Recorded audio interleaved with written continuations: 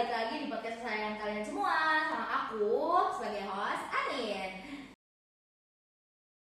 Jadi hari ini podcast kita kedatangan dua penyanyi yang lagunya tuh lagi jedor di mana-mana banget. Langsung aja kita panggil ya. Tensi dan Najila, please welcome.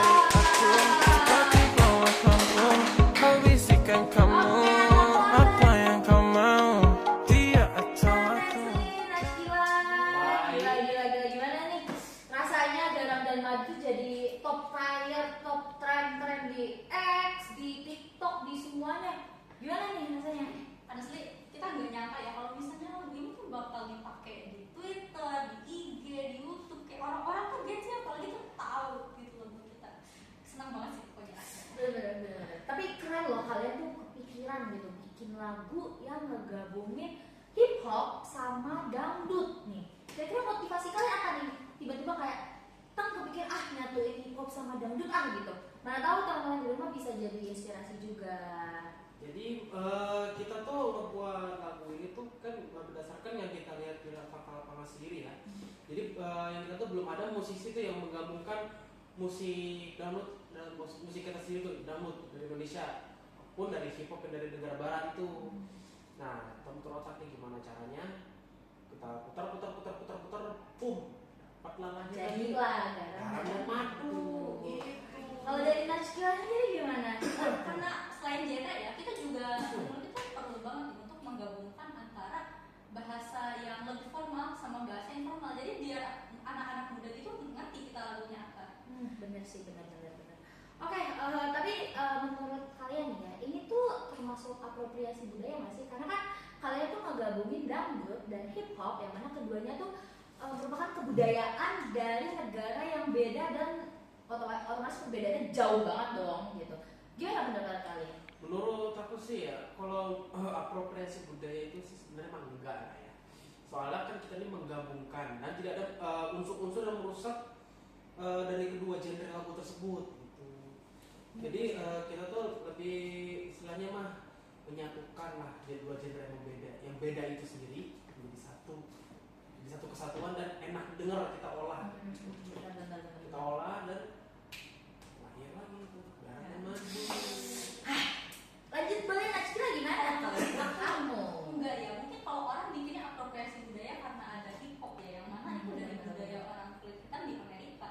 Tapi sebenarnya tuh intensi kita tuh bukan buat menjelekkan. Kita nggak berniat untuk menjelekkan, melecehkan atau bikin citra dari hip hop ini tuh jelek ya? Enggak gitu.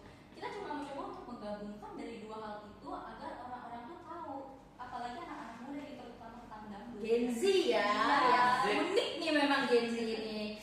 Oke, tapi ini ya dari aku observasi gitu ada beberapa pihak tuh yang mikirnya tuh kalau penggunaan unsur dangdut dalam lagu kalian ini termasuk dalam bentuk ketidakhormatan terhadap sejarah dan makna dari dangdut itu sendiri.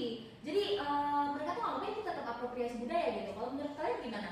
Nah, merusak dangdut karena dibilangnya menggabungkan dengan hip hop itu sendiri kan. Sebenarnya mereka sendiri tahu gak sih sebenarnya kalau dangdut itu juga itu tuh di sejarahnya sendiri dia itu tuh diambil juga dari budaya-budaya lain, contohnya seperti Arab dari gendangnya, Melayu dari instrumen lainnya, bahkan India sendiri ada unsur-unsur India di dangdut tersebut. Itu jadi sebenarnya kalau mau dibilang lagu kita ini merusak dangdut enggak ya, justru malah mengembangkan ya. Nah, justru kalau misalkan dibilang merusak dangdut itu segala macam, berarti dangdut itu merusak budaya Arab, India, Melayu sendiri dong. Karena kan itu kan hasil penggabungan dari berbagai budaya ya. Jadi iya itu, apalagi kan di lagu kita tuh kedengaran banget kan kendangnya. Iya benar sih, apalagi yang bagian sakit dadaku, itu bentak dong ya. Nah itu kan salah satu ciri dari dangdut itu ada kendangnya, kita satuin nih sama beat hip hop, jadi biar lebih tapi aku juga nggak expect loh hip hop sama dangdut kalau digabungin itu bakal jadi enak banget kayak gitu. Oke, berarti jadi kesimpulannya kalau dari kalian itu tuh bukan sebuah apropriasi budaya ya dari lagu Garam dan Madu ini. Oke, aku mau lanjut lagi nih. Aku melihat, aku bacakan liriknya. Lirik dari lagu Garam dan Madu ini ada banyak banget lirik yang isinya tuh metafora gitu. Itu tuh kalian bisa diceritain gak sih proses pembuatannya gitu? Apa misalnya lagi mandi terus kalian tiba-tiba boleh dimasukin, langsung tulis, atau lagi gitu terus kepikiran gitu kan bisa langsung tulis gitu, gimana, boleh dong diceritain? Nah, sebenarnya kalau ide-ide seperti itulah ya, malah kadang-kadang tuh kita lagi bengong sendiri gitu, ngopi sambil natap hujan, itu mengingatkan kita kepada masa lalu. Senja ya. Ataupun kita juga lagi gitu kan, tiba-tiba kan pemikiran-pemikiran liar, ide-ide gila tuh tiba-tiba muncul, wah gabungin nih, boom, bikin Spontan metafora gitu ya. juga. Spontan ya jadi ya. Jadi pas digabungin gitu, nah dari kegalauan kita, dari ide gila gini kita juga tuh digabungin dan terakhir garam madu. Nah jadi garam itu tuh melambangkan itu tuh tentang masa lalu kita tuh yang kurang enak lah ya gitu. Pahit ya. Pahit. Asin. Woi. Sama kalau yang madu tuh rasa ketika kita tuh baru pacaran gitu, rasakan cinta pertama kali, manis banget gitu, lama-lama hambar ya udah Jadi garam. Balik lagi.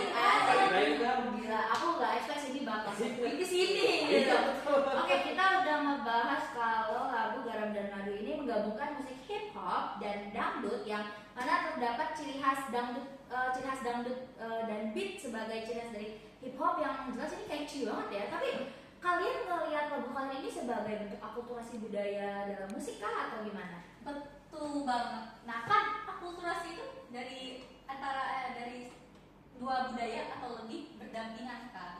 Nah kayak beat dan juga dangdut. Aku dan kita siapa itu? Garam dan Madu. Iya.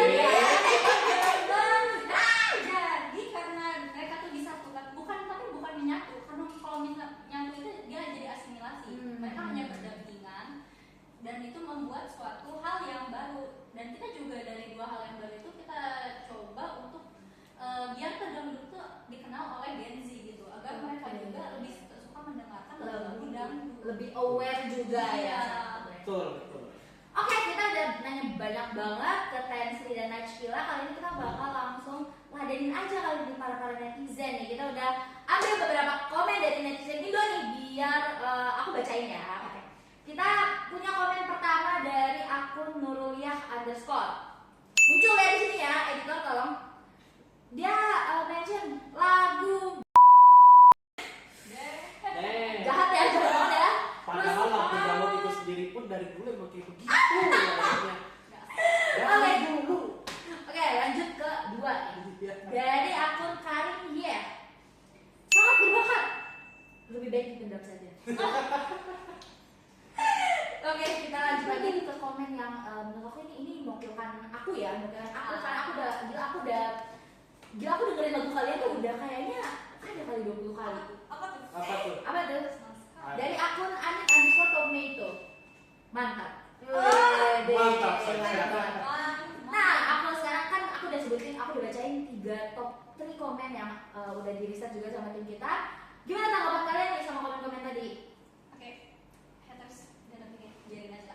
Oh, jadi Nah, abaikan saja gitu ya. aku pengen banget ngucapin terima kasih buat kalian semua. Kamu juga untuk mendengarkan Garam dan Madu. Menurut aku What an honor. untuk lagu kita ya sebenarnya tuh kita mencoba untuk mengapresiasi budaya gitu, baik budaya dangdut maupun budaya hip hop. Kita nggak sama sekali mencoba untuk apropriasi budaya atau misalnya kita untuk dimonetisasi doang, hanya untuk diuangkan doang. Kita coba untuk respect ke budaya masing-masing yang ada di lagu tersebut. Betul. Gila, jawaban kalian ini beneran ngasih aku dan pasti teman-teman juga dapet insight baru sih dari jawaban kalian ini mengenai lagu Garam dan Madu. Oke, terima kasih Tensri dan Najkila sudah hadir di podcast kali ini. Ini beneran sebuah kehormatan anjis untuk aku dan teman-teman di belakang layar juga bisa kedatangan penyanyi muda bertalenta. Oke, langsung aja. Terima kasih teman-teman yang udah nonton di rumah. Jangan lupa stream.